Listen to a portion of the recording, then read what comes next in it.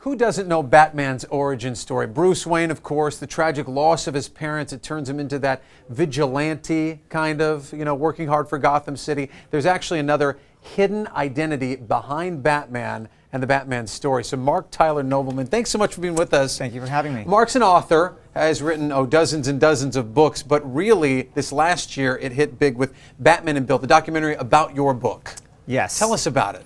So my book is about a man named Bill Finger. He was the original writer and co-creator of Batman, but he worked his whole career, 25 years, anonymously. And when he died in 1974, most Batman fans had never heard his name. So I wrote a book about him that was published in 2012, and it became more a campaign, a mission to get Bill's name added to Batman. And then when that happened, we began a documentary to show the whole progress from the 76-year story of uncovering this man's legacy. Full disclosure, I watched this on Hulu, and it's just such a fantastic documentary. And when I tell people about it, I start with Stan Lee, because people know Stan Lee for his cameos in all the Marvel movies, and you say, you know how Stan Lee created these characters? Well, Bob Kane is that creator for Batman. And everybody says, well, I thought that was the creator for Batman. Right. But really, it was this tragic tale where Bill Finger, this unknown man, just didn't get any credit for it. Right, yeah.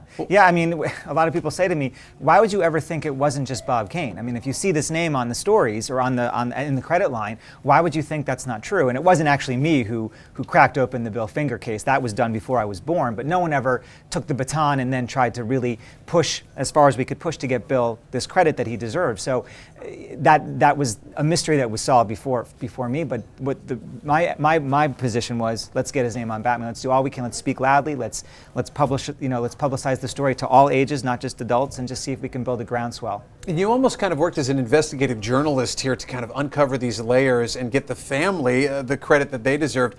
Batman, do you have the numbers? I mean, it's a property that is worth, what, hundreds of millions of dollars, billions of dollars? At the least. I couldn't give you a specific number, but I can give you an indication. So in 2011, DC Comics canceled everything they published and they relaunched every title. They had 52 new titles a month. Of those 52 new titles, 4 of them were Superman related and 13 were Batman related. So a quarter of their publishing output was Batman, and that's still the case now. I mean, he's just their biggest moneymaker. So the Justice League is coming up. That's going to be great. Will Bill Finger, be getting credit in the Justice League? I wonder. He should be. I don't know 100%, but anytime they give credit at all, his name will be there. And I hate that spoiler alert because the film is so great in building up the tension. Please watch it on Hulu. Batman and Bill. Where can folks check out your books?